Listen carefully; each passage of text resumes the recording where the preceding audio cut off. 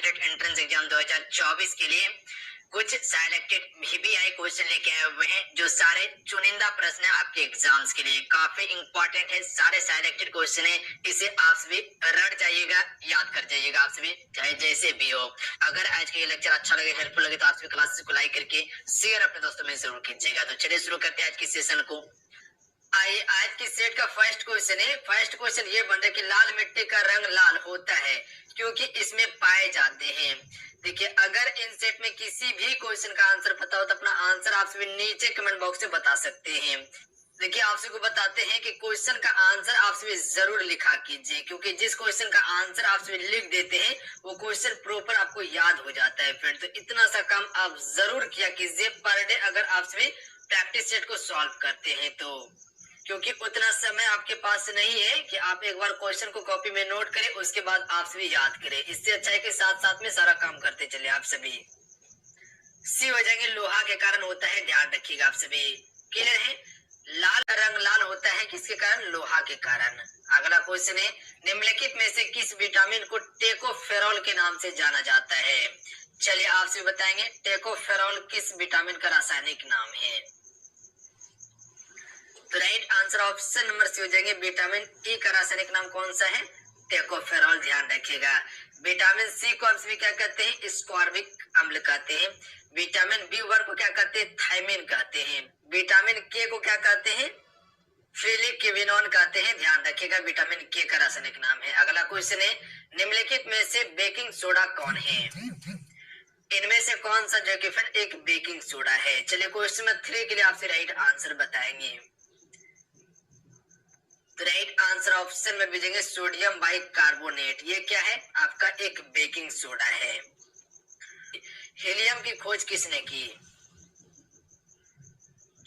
तो right answer option में भेजेंगे लोकेयर के द्वारा हीलियम की खोज की गई थी। जो भी ऑप्शन में बी को टिक करे बिल्कुल राइट आंसर है, ध्यान रखिएगा आप सभी। याद रहेगा आप सभी को, हीलियम की खोज किसने की थी? लोकेयर ने। अगला क्वेश्चन कर लेते हैं फिर, क्वेश्चन नंबर 5। क्वेश्चन नंबर 5 ये बन रहा है कि निम्नलिखित में से श्रेड लेड है। तो देखिए, श्रेड लेड जो है ये कौन सा है? Pb3O4 है। ध्यान रखिएगा आप सभी, ऑप्शन में सी करेक्ट आंसर है। क्लियर है? अगला क्वेश्चन कर लेते हैं, क्वेश्चन नंबर 6। निम्नलिखित में से कौन जीवन को नष्ट कर देता है लेकिन भवनों को कोई नुकसान नहीं पहुंचाता? वो कौन सा है जो कि जीवन को नष्ट कर देता है लेकिन भवन को कोई भी नुकसान नहीं पहुंचाता? तो ध्यान रखिएगा, न्यूट्रॉन बम।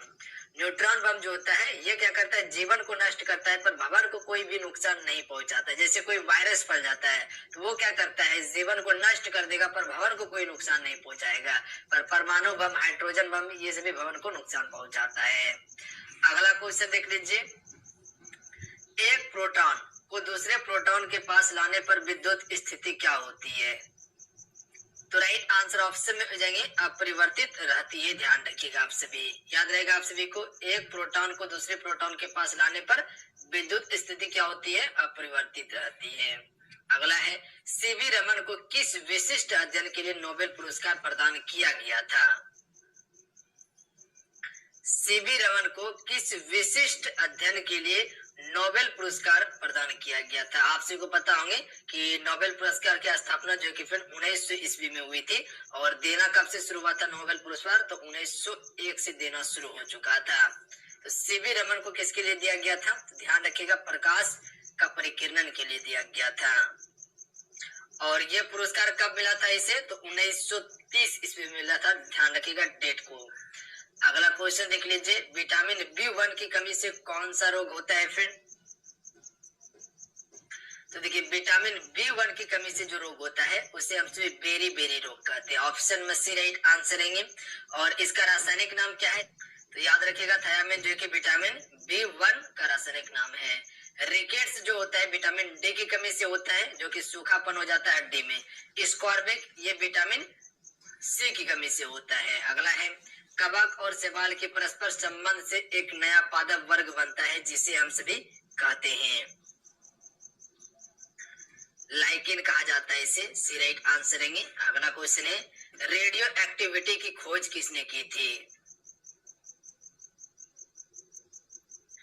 तो right answer option number D हो जाएंगे हेनरी बेकुरल के द्वारा रेडियो एक्टिविटी की खोज की गई थी। अगर ये पूछ लिया जाए कि कब खोज की गई थी इसकी, तो ध्यान रखिएगा 1896 में पता चला था और 1903 में इसको नोबेल पुरस्कार भी दिया गया था।